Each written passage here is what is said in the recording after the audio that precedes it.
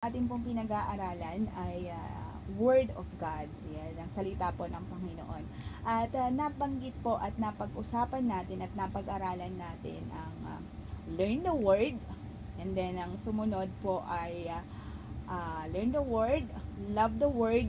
Ayan, napag-aralan na po natin yung Learn the Word, saka yung Love the Word. At ngayong gabi po ito, ipag-aaralan natin yung Live the Word. Ayan, Live the Word. Ayan. So, bago po tayo mag-start, so manalangin po muna tayo.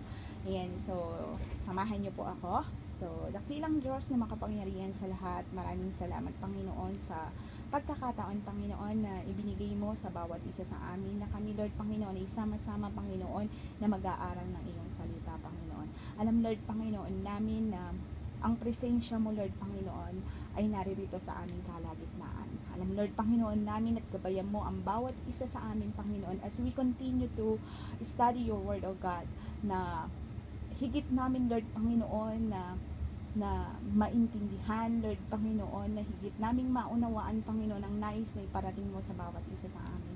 Lord, gamitin mo Lord Panginoon ako at itago mo Lord Panginoon ako sa iyong likuran, na ang iyong salita Panginoon ang maipahayag at hindi ang saganang akin. Lord God, gabayan mo ang bawat isa sa amin. Puspusin mo Lord Panginoon ng banal mong Espiritu Panginoon ang bawat isa. Nawa po Panginoon ang aming mapakinggan at ang aming matutunan Lord Panginoon ay sa aming maisapamuhay Panginoon. Maraming salamat Panginoon sa iyong kabutihan, sa iyong pagpapala sa bawat isa at sa paggabay Panginoon. Maraming salamat Panginoon, ikaw po ang aming itinataas at dinadakila sa matamis na pangalan ni Kristo Jesus na aming Panginoon at tagapagligtas. Amen and amen. Amen. Ayan po. So, welcome home po. Ayan sa mga bagong pasok. So, as we continue po sa ating pag-aaral, so, recap ko lang po. Sa mga previous po na napag-aralan natin ay ang Word of God. So, ang Word of God po, sabi ko nga po sa inyo, learn the Word, love the Word, and live the Word. So, napag-aralan po na natin ng mga nakaraang linggo ang learn the Word and love the Word. At ngayon pong gabi, ang pag-aaralan natin ay live the Word. So, review po tayo sa pag-aaralan natin last week. Ang topic po natin ay the Word of God, ay may 3 pong kategorya na dapat natin gawin.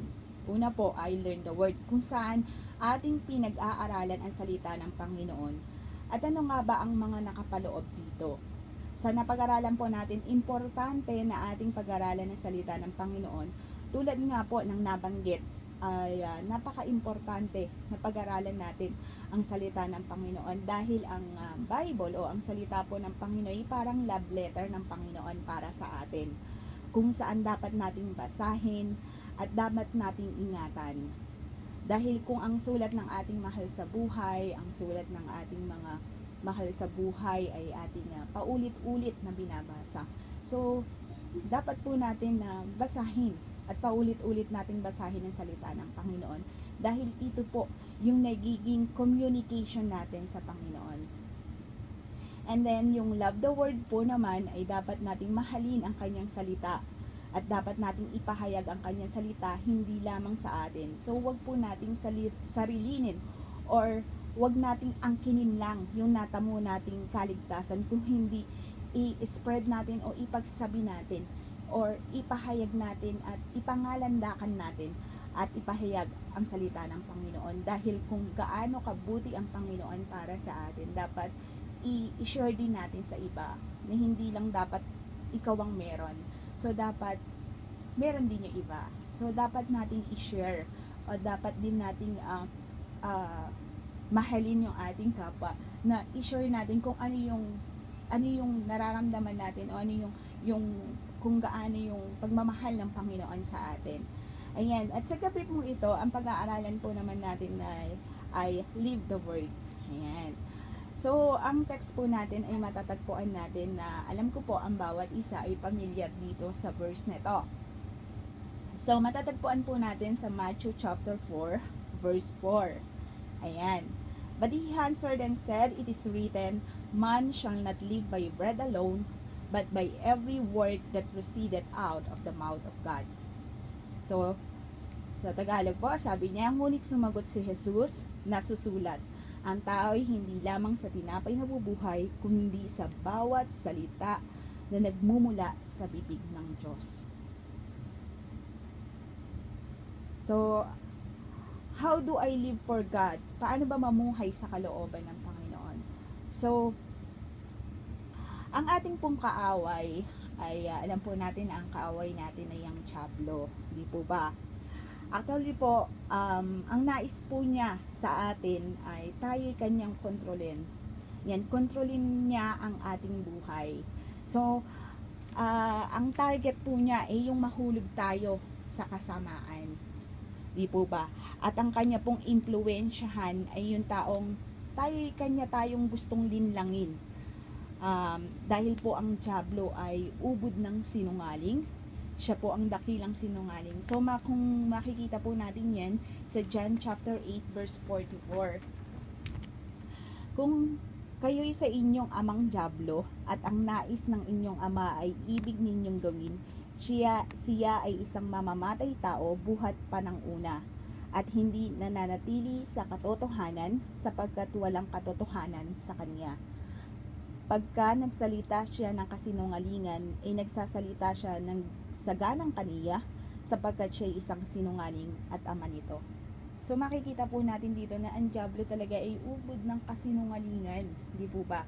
Siya ay isang mamamatay tao. So lahat ng kasamaan nasa kanya talaga. So ganyan po siya kumilos. So magaling po siyang manlinlang, di po ba? At kapag tayo ay naniniwala, naaapektuhan po yung ating emosyon. Ayan, yung ating feelings, naaapektuhan po yan. So, pag naaapektuhan yung ating feelings, kasi syempre, di ba, naaapektuhan din yung bawat desisyon na gagawin natin sa ating buhay. So, pag wala po tayo sa presensya ng Panginoon, ang ating buhay po ay nagiging magulo. Kasi po, tayo po ay nabubuhay sa nararamdaman natin. Mostly po kasi kapag tayo ay may napapakinggan natin ng kanilang nararamdaman. Kung may nakausap kayo, nakikita natin kung ano yung nararamdaman nila. Example po, iniisip po natin na hindi tayo mahal ng Panginoon. Kasi kung minsan kapag dumarating yung lahat ng problema na meron ka, or nagkakagulo-gulo lahat o ang tingin mo iniwanan ka ng minamahal mo, ang tingin mo, tinatanong mo yung sarili mo, mahal ka ba ng Panginoon? Pag dumarating ka sa kagipitan, sa trials na dumarating sa buhay mo, there are times na dumarating sa buhay mo, tatanungin mo, mahal ka ba ng Panginoon? Bakit nangyayari ang mga bagay na ito sa'yo? So nagkakaroon ka ng tinatanong mo kung mahal ka ba ng Panginoon, di po ba? Pero mahal po tayo ng Panginoon at marami po siyang plano para sa ating buhay. So minsan po kasi tayo yung naglilimita sa Panginoon dahil ang Panginoon po marami siyang nais gawin sa ating buhay kung iaalaw natin ang Panginoon na siyang kumilos sa ating buhay. Sabi po niya nasusulat, ang tao ay hindi lamang sa tinapay nabubuhay kundi sa bawat salita na nagmumula sa bibig ng Diyos. Kung ang ating pong katawan lupa ay ating pinakakain, sabi nga po ni Kuya Toto kanina, so kailangan din po yung ating spiritual ay atin din pong pinakakain.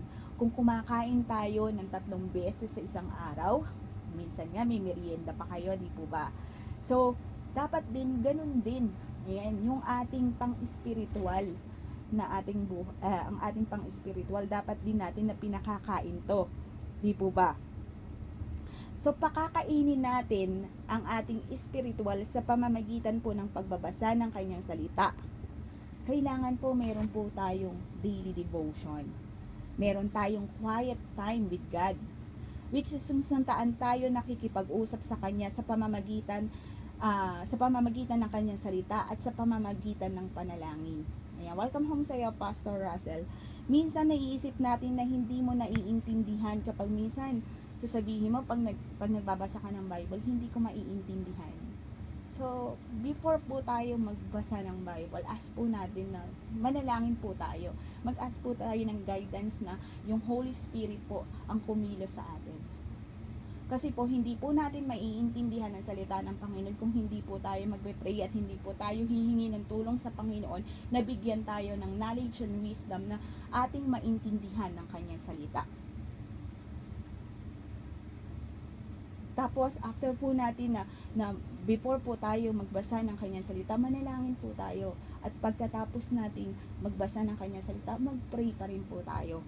So doon po, kasi kapag po tayo nagpa-pray at po tayo nag-aas sa Panginoon, yung guidance po ng Panginoon nasa atin. At higit po nating mauunawaan at higit po nating maiintindihan kung ano po ang nais ng Panginoon na ipabatid sa kanyang mga salita. Mahalaga po na tayo po ay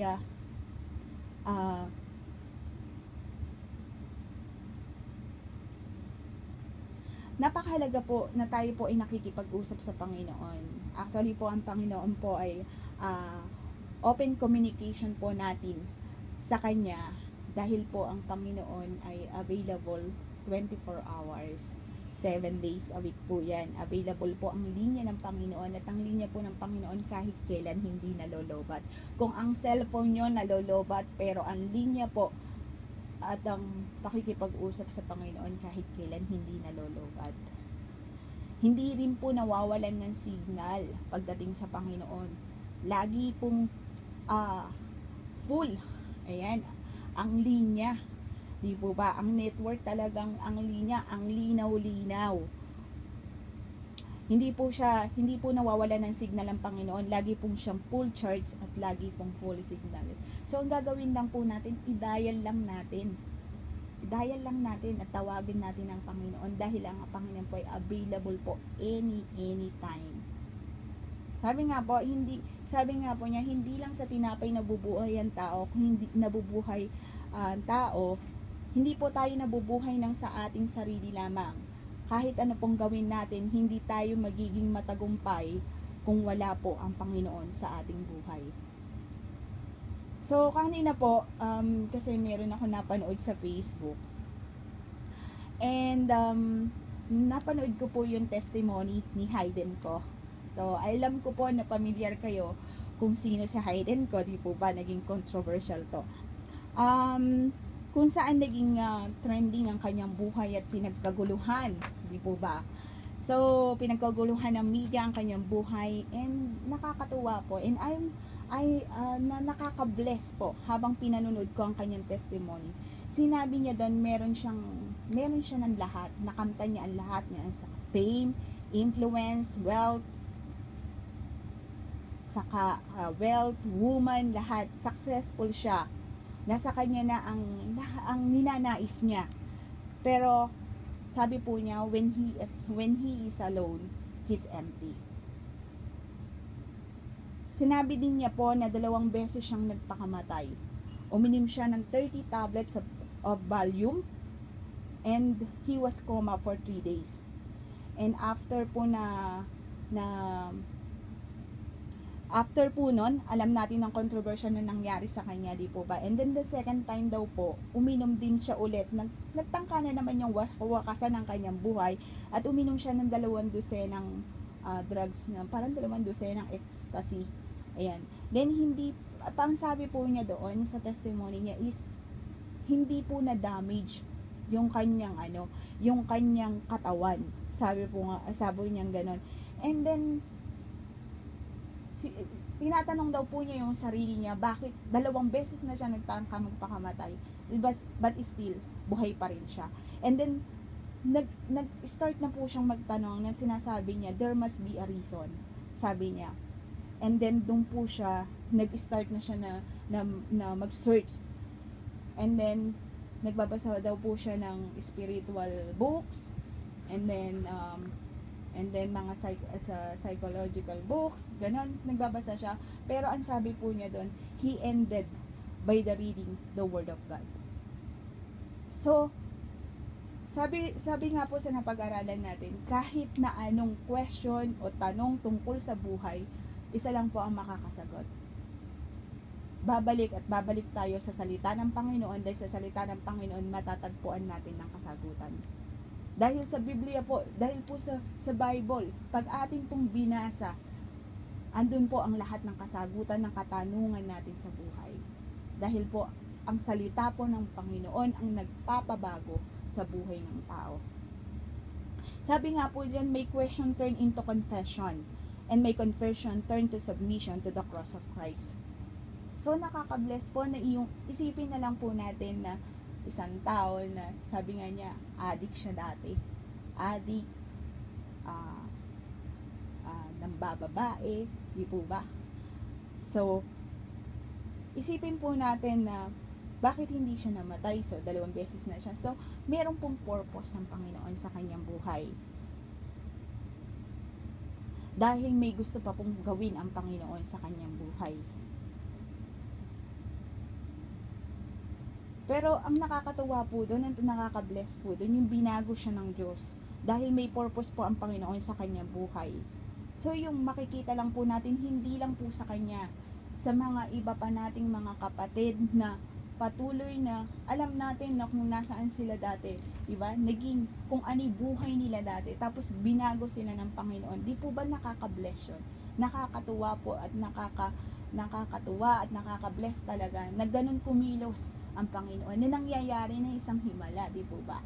Dahil ang taong binabago ng Panginoon na hindi mo ini-expect na ganun siya dati, tapos biglang magbabago, ngayon nagpapatunay at nagpapatotoo kung gaano kadakila ang Panginoon, kung gaano siya binago, di po ba? So makikita po na tayo, kapag po tayo ay nasa presensya ng Panginoon, nandun po yung guidance niya, andun po yung protection niya, andun po yung kailangan po natin na tayo po ay lumakad ng naaayon sa kalooban ng Panginoon. So, paano ba mamuhay sa kalooban ng Panginoon? Hindi po madali, pero sa biyaya po ng Diyos at sa kanyang habag, kaya po natin gawin. Kasi po, sa bawat aspeto na ating buhay, may free will po tayo, may will po tayo na pumili. So, piliin po natin na lumagay po sa kalooban ng Panginoon. Kasi po kung sa sarili lang nating kakayahan, sabihin natin na mayaman ka, tanyag ka, maganda ka, gwapo ka, nasa yun ang lahat. Pero kung wala ka sa kalooban ng Panginoon, isipin natin, bakit yung mga artista, di po ba? Recently lang, alam ko kilala niyo si Robert Williams, di po ba? Siya po yung tanyag, kilala po natin siyang tanyag, kilala natin siyang mayaman, pero bakit po siya nagpakamatay? Nagpakamatay po siya dahil po siya saan? Kasi depression. So, nagkaroon po siya ng depression, kaya siya nagpakamatay. Pero kung ikaw ay nasa kalooban ng Panginoon, magkakaroon ka ba ng depression? Siguro, wala pa ako nabalitaan na nasa kalooban ka ng Panginoon, magkakaroon ka ng depression. Di po ba? Absolutely not. Wala nun. Di po ba? Kasi meron kang joy sa puso mo at nasa presensya ka ng Panginoon. Kahit po mayaman ka o mahirap pa, kahit na anong estado natin sa buhay, kung wala po ang Panginoon sa atin, kahit kailan hindi magiging masaya, kahit kailan hindi ka magiging maligaya kung wala ka nun. Hindi mo mararanasan ang kaligayahan na nasa presensya ng Panginoon. Ugaliin po natin na mag-aral ng salita ng Panginoon sa bawat na salita ng Panginoon, hindi nang natin narinig. At dapat po natin isabuhay kung yung ano'y ating napakinggan at ating narinig. Sabi nga po, walang kwenta na ikaw ay nakinig pero hindi ka natuto. Di po ba? God has given us clear instruction in His Word how we are live for Him. Kailangan po tayo ay mamuhay sa kalooban ng Panginoon. At ang command po ng Panginoon ay, sabi niya, di ba, love one another, mahalin natin ang ating kapwa at mahalin natin ang isa't isa. Sabi po yan sa John chapter 13 verse 34.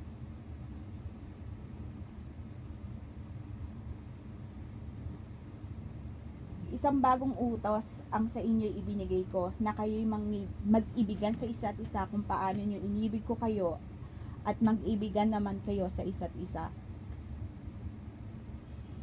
Tapos sabi po niya sa Matthew 16 verse 24, na magkagayoy sinabi ni Jesus sa kanyang mga alagad, kung ang sino mang tao'y iibig sumunod sa akin, ay tumanggi sa kanyang sarili at pasanin ang kanyang krus ay sumunod naman sa akin.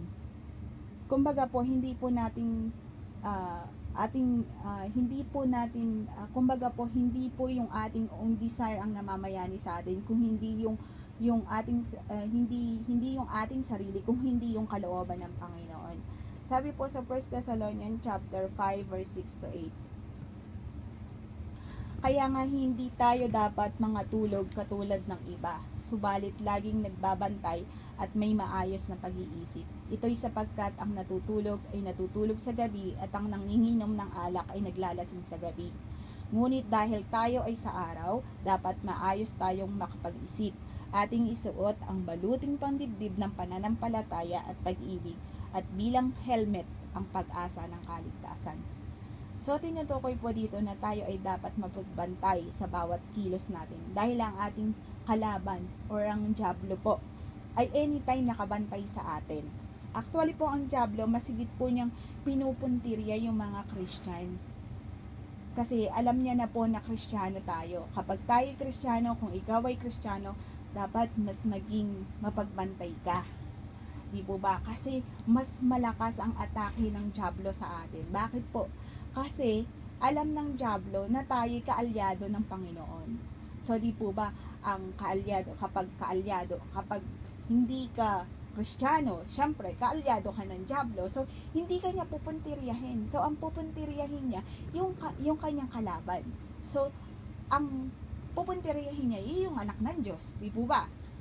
So kailangan po na tayo po ay magpagbantay para po sa ating sarili. Dahil mas tayo po yung aatakihin ng diablo. At so kailangan po tayo ay magpagbantay. Ingatan po natin na ang ating sarili. At lagi po tayong manampalataya sa ating Panginoon at lagi po tayong manalangin. Ang most important commandments mo ng Panginoon ay matatagpuan po natin sa Mark chapter 12 verse 29 to 31. Sabi niya, sumagot sa Jesus sa kaniya, ang pangunahin sa lahat ng mga utos sa ito. Pakinggan mo Israel, ang Panginoong mong Diyos ay iisang Panginoon.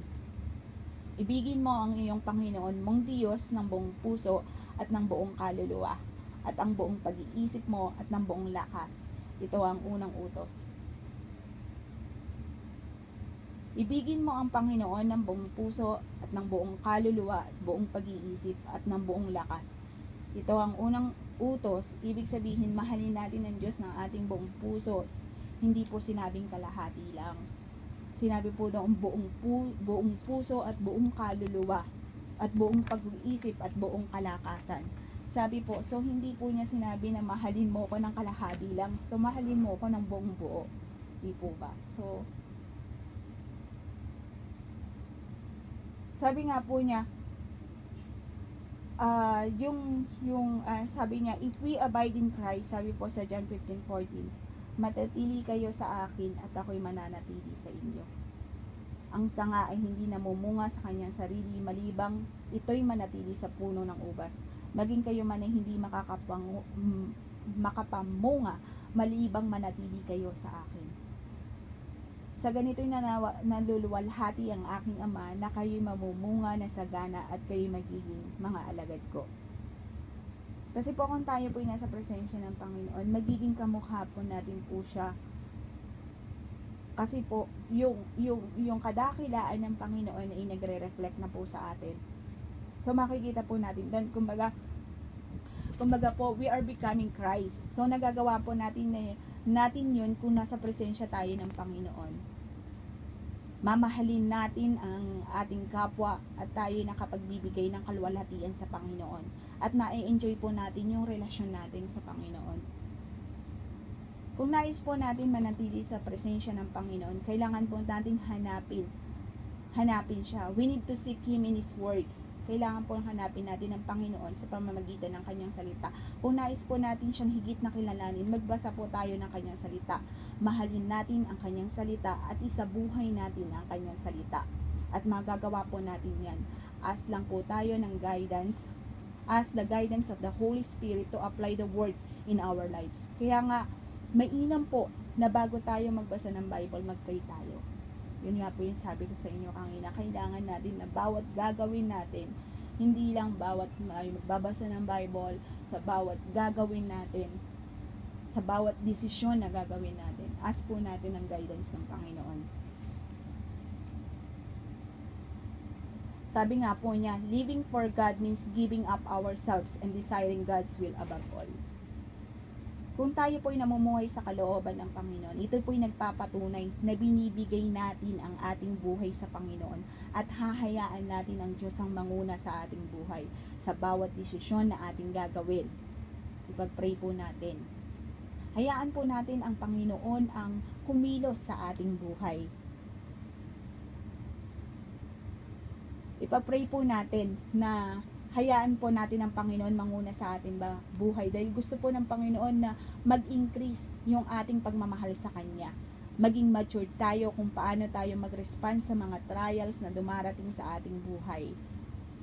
Tanggapin po natin ang pagkakamali natin kung tayo may nagkamali. Accept natin yun dahil kailangan tayong maging mapagkumbaba. Sabi nga po, to be humble, sabi nga po sa James chapter 4 verse 10, sabi niya, magpakumbaba kayo sa harapan ng Panginoon at kayo'y Kanyang itataas. As we draw near to God and come to know Him more, His desire will more naturally become ours. Di po ba napakaganda kung tayo ay lalapit at kikilalanin natin siya? His desire more naturally become ours. Alam niyo po, ang Panginoon maraming gustong gawin sa ating buhay. Sometimes tayo lang ang tumatanggi. Tayo lang tumatanggi, tayo yung pumipigil. Pero kung hahayaan po natin na ang Panginoon ang manguna sa ating buhay, doon po natin mararanasan ang Kanyang pagpapala. Doon po natin mararanasan ang nais ng Panginoon sa ating buhay. Napakalaking bagay po na kapag ang salita ng Diyos ay hayaan natin kumilos sa ating buhay. Hayaan natin gumawa sa ating buhay. Maswerte nga po tayo, sa totoo lang po. Dahil tayo may layang makinig.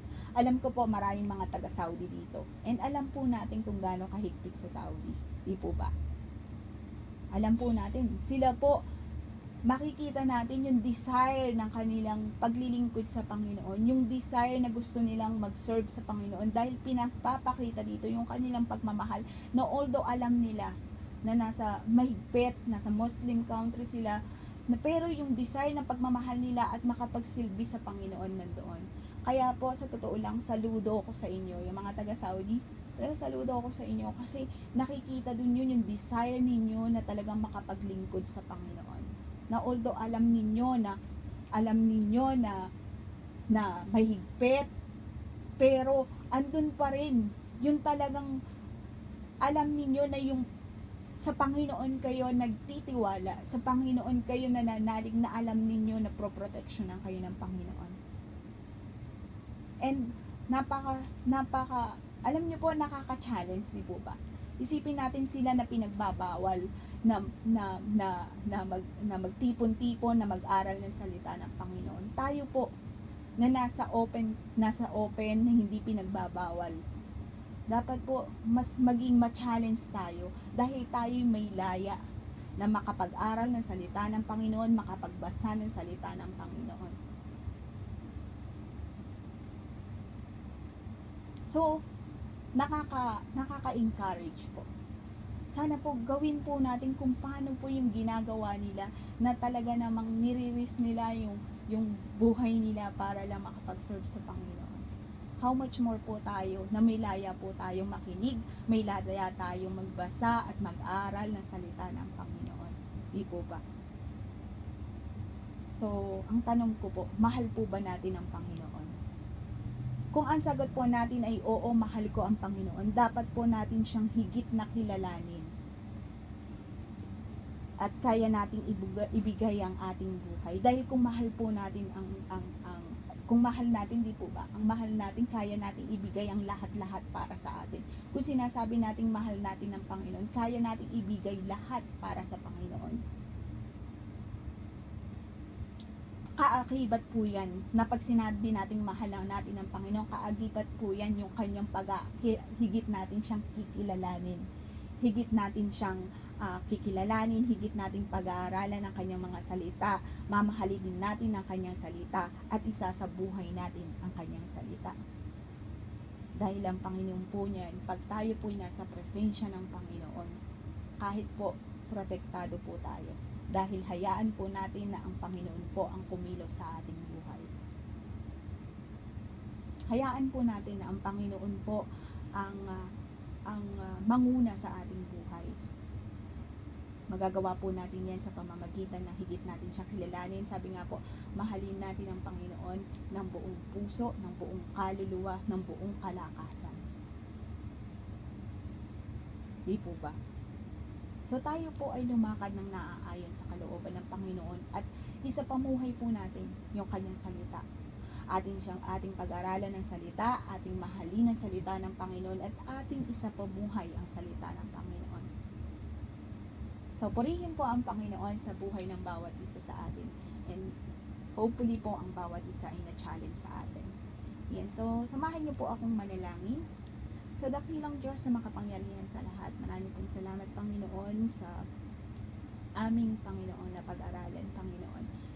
Marami pong salamat Panginoon sa iyong salita, Panginoon. Marami pong salamat sa pagmamahal na binibigay mo, Lord Panginoon, sa amin. Tunay nga, Lord Panginoon, na ikaw, Lord, ay aming minamahal, Panginoon. Bigyan mo, Lord Panginoon, kami ng desire, Panginoon, na higit ka namin kilalanin, Panginoon. Na higit ka, Lord Panginoon, namin mahalin. Na higit, Lord Panginoon, namin sundin ang iyong mga pinag-uutos sa amin, O God. Marami pong salamat, Panginoon, sa iyong pagmamahal na iginawad sa bawat isa sa amin. Muli, Lord Panginoon, tunay nga pong ikaw ang dakila. Ikaw, Lord Panginoon, ay aming pinasasalamatan, Panginoon. Maraming salamat, Panginoon, sa ginawa mo, Lord Panginoon, sa aming buhay at sa mga bagay, Lord Panginoon, na gagawin mo pa sa aming buhay. Lord God, ikaw po ang aming pinupuri, itinataas at dinadakila. Ito po ang aming samad dalangin sa matamis na pangalan ni Kristo Jesus na aming Panginoon at tagapagligtas. Amen and amen. So, purihin po ang Panginoon sa buhay ng bawat isa sa atin. So, tayo po'y lumakad ng naaayon sa kalooban ng Panginoon.